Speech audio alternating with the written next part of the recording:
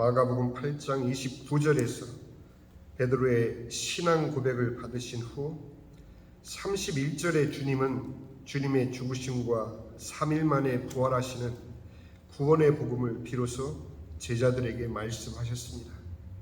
그러자 베드로는 이를 만류하고 주님은 사단아 물러가라 하시며 베드로를 꾸짖으셨습니다.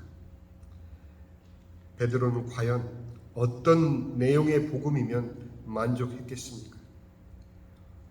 오병이어의 기적을 체험했던 그때 그들이 원하는 대로 예수님이 왕이 되셔서 세상을 다스리는 그들의 바람이 이루어지는 것 대신에 제자들은 성령님께서 함께 하신 후 그들은 복음을 위한 죽음을 선택했음을 여러분들 생각하시길 바랍니다.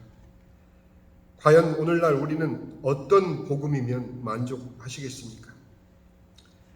주님은 오늘 본문에 이처럼 죽으심을 말씀하시는데 우리는 살아서 누릴 복락을 지금 원하고 있지는 않습니까?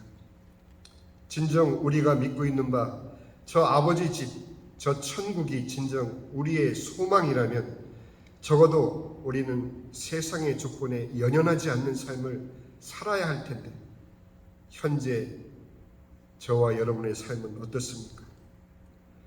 오늘 읽은 이 본문 말씀, 그 중에 8장 38절, 누구든지 이 음란하고 죄 많은 세대에서 나와 내 말을 부끄러워하면 인자도 아버지의 영광으로 거룩한 천사들과 함께 올 때에 그 사람을 부끄러워하리라. 주님께서 원하시는 것은 우리가 신자임을 드러내라는 말씀입니다.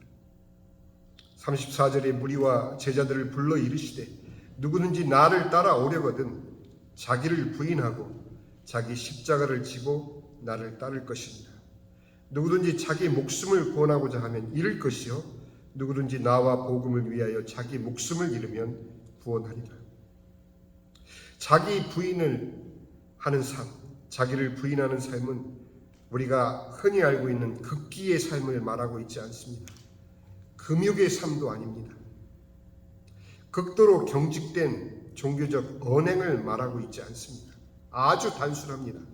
하나님의 진리를 사람의 욕심으로 해석하지 말라는 말입니다.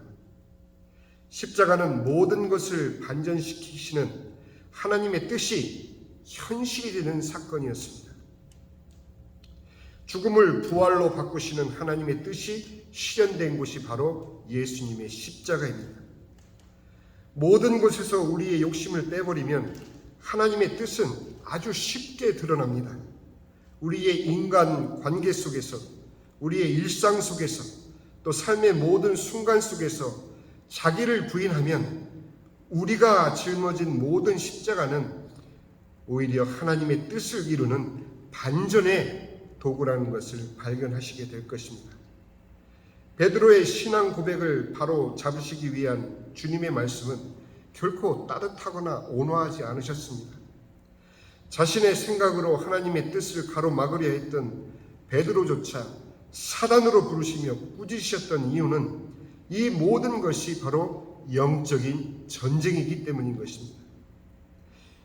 창세기 3장 15절에 내가 너로 여자와 원수가 되게 하고 너의 후손도 여자의 후손과 원수가 되게 하리니 여자의 후손은 너의 머리를 상하게 할 것이요 너는 그의 발꿈치를 상하게 할 것이니라 하시고, 예수님의 십자가는 하나님께서 구원을 위해 미리 계획하시고 작정하신 전쟁터였던 것입니다. 영적 전쟁에 있어서는 분명한 분별력이 요구됩니다. 비록 발꿈치를 물리시지만 사단의 머리를 부숴버리신 것을 예수님의 대속의 십자가 구원과 부활의 승리에서 사실로 확인해 가는 것이 바로 성도의 삶이어야 합니다. 그러나 우리의 생각만으로는 우리의 육신의 욕망이 뒤엉켜 있는 현실에서 이런 영적인 사실을 분별해내는 일이 결코 쉽지 않은 이유는 머리가 부서진 사단은 아직 살아있기 때문입니다. 고린도후서 10장 3절에 우리가 육신으로 행하나 육신에 따라 싸우지 아니하노니 4절에 우리의 싸우는 무기는 육신에 속한 것이 아니요 오직 어떤 견고한 진도 무너뜨리는 하나님의 능력이라. 모든 이론을 무너뜨리며 하나님 아는 것을 대적하여 높아진 것을 모두 다 무너뜨리고 모든 생각을 사로잡아 그리스도에게 복종케 할지니. 그게 바로 성도들이 영적으로 승리하는 오직 유일한 길입니다. 우리의 생각에서 생성해내는 모든 이론은 결국 육신의 생각들이기 때문입니다.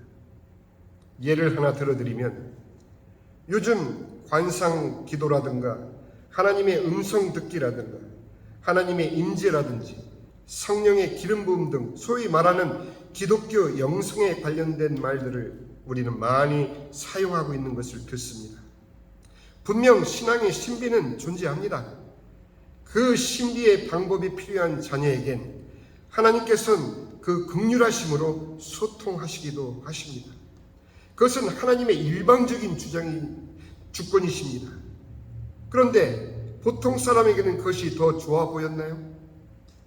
우리도 수양을 쌓으면 그런 신비 현상을 언제나 경험할 수 있다는 생각은 과연 어디로부터 오는 말씀인지 여러분들이 분별해 내실 수 있으십니까? 주님은 변화산 상에 초막을 셋을 짓고 살자는 베드로를 일깨워 현실로 내려오게 하셨습니다. 사단은 우리의 현실을 장악해 들어가는데 성도들은 변화산을 찾아 헤매고 있는 것은 아닌지요. 사단은 우리의 문화를 장악해 들어가고 있는데 성도들은 기도원을 찾아 헤매고 있는 것은 아닌지요. 이미 서구 문화 속에 퍼져 있는 자기 자신의 내면의 소리를 듣기 위한 동양적 명상이 요가를 통해서 또 여러 가지 영향을 통해서 소리 없이 기독교 문화 속으로도 스며들어 내면에서 들려오는 음성을 마치 하나님의 음성으로 여겨버리는 영적인 그 틈을 타서 사단은 정확하게 치고 들어와서 우리의 믿음을 공격하고 있음을 분별해 내야 되는 현실을 여러분들 살고 있는 것입니다. 저는 며칠 전 배달을 위해서 유서 깊은 감리교회에 장례식 화환을 배달하기 위해서 그곳을 방문했습니다. 그런데 보통 때와는 달리 모슬렘 사람들이 그 교회에 꽉 차 있는 것을 제가 보고 놀랐습니다. 교회 문을 여니 그들이 피운 향이 자욱히 그 교회에 넘쳐나고 안에서는 모슬렘 경전을 읽는 소리가 들리고 있었습니다. 그들의 의식을 진행하고 있는 시간이었습니다. 그 교회 구조는 교회 문을 열고 들어가면 조그마한 채플이 있습니다. 마치 우리 친교실과 같은 채플. 그리고 그 옆에 메인 생츄어리가 있습니다. 아마 그 교회에서 유서 깊은 교회였지만 여러 가지 이유로 인해서 그 조그만 채플을 모슬렘 모스크에게 렌트를 한 것 같았습니다. 우리는 이런 현실을 살고 있습니다. 우리가 단호히 거부하며 맞서지 않으면 사단은 어떤 명분으로든 우리가 당연히 여겨지는, 우리가 당연히 안심하는 그런 모든 장벽을 넘어 우리를 침범하고 있다는 것을 여러분들 확인을 하시면서도 문화라는 이름으로 우리의 현실에 서서히 젖어드는 우리의 삶이라는 이유로 다 그런 거지 하는 모두가 인정한 그런 의식으로 사단의 공격을 하나둘 용납하고 있지는 않는지 말입니다. 야고보서 4장 7절에 마귀를 대적하라 그리하면 너희를 피하리라. 마태복음 24장 23절에 보니 그때 사람이 너희에게 말하되 보라 그리스도가 여기 있다 혹은 저기 있다 하여도 믿지 말라. 주님께서 직접 하신 말씀입니다. 거짓 그리스도와 거짓 선지자들이 일어나 큰 표적과 기사를 보여 할 수만 있으면 택하신 자들도 미혹하리라. 여러분들 앞에 펼쳐지는 큰 표적과 기사 앞에서 여러분들의 순전한 신앙을 지켜낼 자신이 있으십니까? 모두들 그리스도의 이름으로 행해지는 그 표적이 많은 사람들을 끌어모을 때 여러분들 과연 혼자 외롭게 쓸쓸하게 여러분들의 처음 믿은 바 그 믿음을 지키고 홀로 있을 수 있겠습니까? 그리스도의 이름으로 행해지는 표적인데요. 그리스도의 이름으로 행해지는 기사인데요. 그리스도의 복음을 빙자한 황홀경에 여러분들 안 빠지실 자신이 있으십니까? 25절에 보라 내가 너희에게 미리 말하였노라. 사람들이 너희에게 말하되 보라 그리스도가 광야에 있다 하여도 나가지 말고 보라 골방에 있다 하여도 믿지 말라. 예수님은 어디 계시는데요? 우리는 우리가 믿고 있는 바 과연 하나님의 말씀 위에 서 있는지, 아니면 이거다 저거다 여기다 저기다 하는 세상의 기류에 저와 여러분 자신도 모르게 영향을 받아 표류하고 있지는 않으신지요? 얼마든지 정상적인 삶으로도 넘치도록 많은 하나님의 함께 하시는 은혜를 우리는 누릴 수 있음에도 불구하고 왜 하나님을 우리의 현실 속에서 감정과 신비의 현상으로 표적과 기사로 느끼려 하고 계시는 것인지, 또한 하나님의 일하심을 왜 내 문제의 해결로만 묶어놓고 내 문제가 해결되면 하나님 살아계시고 해결되지 않으면 하나님은 안 계신, 우리의 평범한 삶 가운데 지지고 볶는 현실 속에 성령 하나님은 분명히 우리와 함께 하신다라는 사실을 왜 자꾸 외면하려고 하시는 것인지, 우리가 우리의 생각으로 빚어낸 신앙 이론과 감정과 현상으로 하나님을 느끼기를 원한다면 과연 그 바람에 응답을 주는 자는 하나님이시겠습니까? 누구이겠습니까?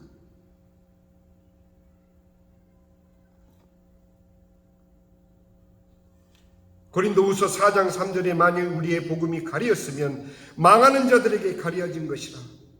그 중에 이 세상 신이 믿지 아니하는 자들의 마음을 혼미하게 하여 그리스도의 영광의 복음의 광채가 비치지 못하게 하느니 그리스도는 하나님의 형상이니라. 지극히 정상적인 삶 속에서 내 손에 들려진 이 성경 안에 하나님께서 허락하신 문자로 나를 만나주시는 하나님을 왜 자꾸 신비로운 변화산상에서만 만나서 여러분들의 초막을 지으려고 하시는지, 모든 이론을 무너뜨리고 하나님 아는 것을 대적하여 높아진 것을 다 무너뜨리고 모든 생각을 사로잡아 그리스도에게 복종하게 하기 위한 몸부림이 바로 오늘 우리의 믿음 생활이어야 하는 것입니다. 지금 이 순간 주 안에서 내가 바라는, 여러분들 스스로가 바라는 것을 한번 떠올려 보시기 바랍니다. 기도 제목으로 구별한 우리들의 바람 중에 그 어느 하나도 하나님은 우리보다 더 염려하시고 더 걱정하시고 더 그들을 위하고 계심을 믿는다면 내 소원으로 간구되는 기도가 아니라 주님의 뜻이 이루어지기를 위해서 기도하는 우리의 기도의 내용이 달라져야 된다는 것입니다. 그 어떤 십자가도 하나님의 크신 뜻 안에서는 아멘이 되기 때문인 것입니다. 이것이 주님을 따르는 성도들의 길인 것입니다. 마가복음 오늘 본문 말씀, 무리와 제자들을 불러 이르시되 누구든지 나를 따라오려거든 자기를 부인하고 자기 십자가를 지고 나를 따를 것이니라. 내 십자가는 주님이 나와 함께 하심을 확인하는 반전의 축복이라는 사실, 그 십자가를 떨쳐내기 위해서 주님 앞에 기도하는 것이 아니라 그 기도 제목을 통해서 하나님의 반전이 내게 허락될 것을 기대하면서 기도하는 것이 진정한 신앙 고백이 되어야 되는 것입니다. 결국 신앙은 선택의 문제인 것입니다. 내가 살기 위한 복음인가? 아니면 복음을 위한 삶인가? 천국을 위한 믿음인가? 아니면 믿기에 가는 천국인가? 복음을 전파하기 위한 교회인가? 교회를 위해 전파하는 복음인가? 우리의 욕심을 걷어내면 하나님의 뜻은 명확하게 드러납니다. 지금 내가 원하고 있는 바, 하나님 안에서 내가 추구하고 있는 바, 내가 믿는 바 나의 신앙 고백을 누구에게 검증받을 필요가 없는 것이 바로 주님께서는 이미 우리에게 복음을 주셨기 때문인 것입니다. 복음은 기초가 아닌 전부라는 사실. 주님은 우리에게 원하고 계십니다. 우리 신자들의 삶 속에서 주님이 증거되고 하나님의 말씀이 선포되기를 기다리고 계시는 것입니다. 종교란에 기독교라고 체크하는 것이 여러분들의 신앙 고백이 아니고 온 삶으로 살아내는 신자의 삶을 살아내는 것이 기독신자의 온전한 삶이기 때문인 것입니다. 신앙 고백이란 내가 믿는 예수님을 세상을 향해 나의 하나님, 나의 주님으로 삶으로 고백하는 것입니다. 이제 곧 우리는 주님을 배울 겁니다. 세상의 종말까지 숨죽이며 기다릴 필요가 없는 것입니다. 우리 각자에게 다가오는 그날까지 온 삶으로 하나님 자녀답게 살아보지 않으시겠습니까? 진정한 성도라면 우리의 육신 장막을 벗는 그 순간이 바로 주님을 얼굴과 얼굴로 배울 그때임을 잊지 마시고 그때까지 오직 그리스도의 복음으로만 사시기를 주님의 이름으로 축원드립니다. 기도하겠습니다. 아버지 하나님, 뜻밖의 피부로 꽃과 같은 젊은 청춘들이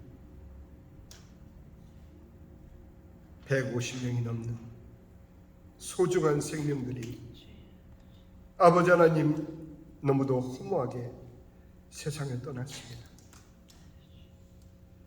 그들이 이제 주님을 배울 것이고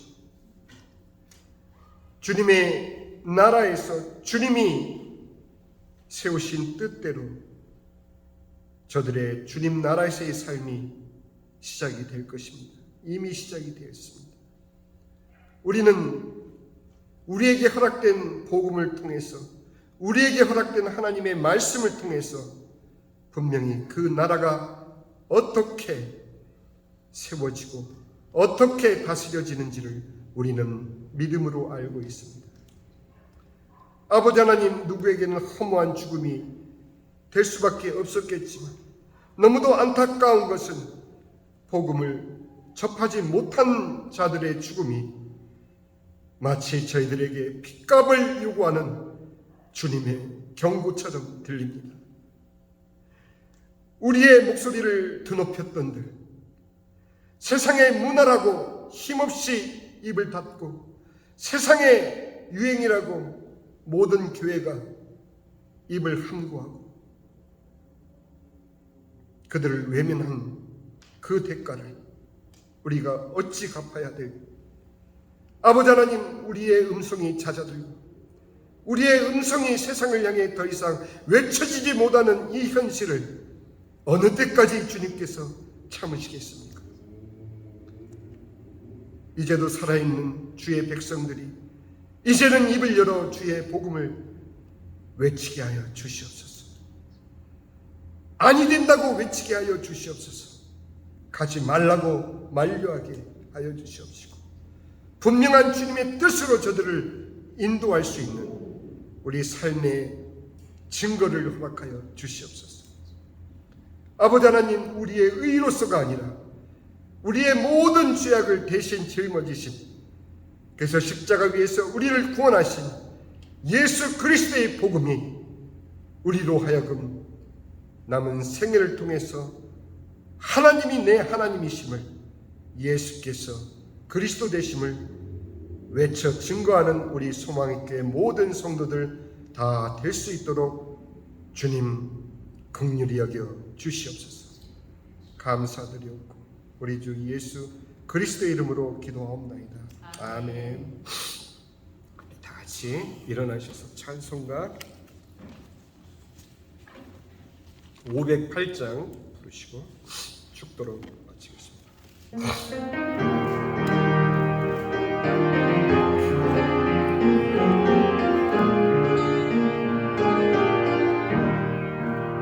네가 지금은 나그네 되어도 화려한 천국에 머잖아 가리니 이 세상 있을 때 주 예수 위하여 끝까지 힘써 일하세. 주에게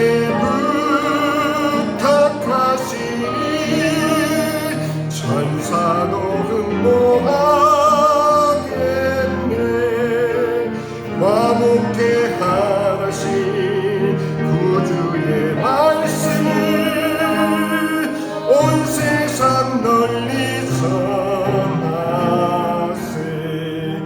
주 예수 말씀이 온 세상 만민을 흉악한 죄에서 떠나나 하시니 이 말씀 듣고서 새 생명 얻으라.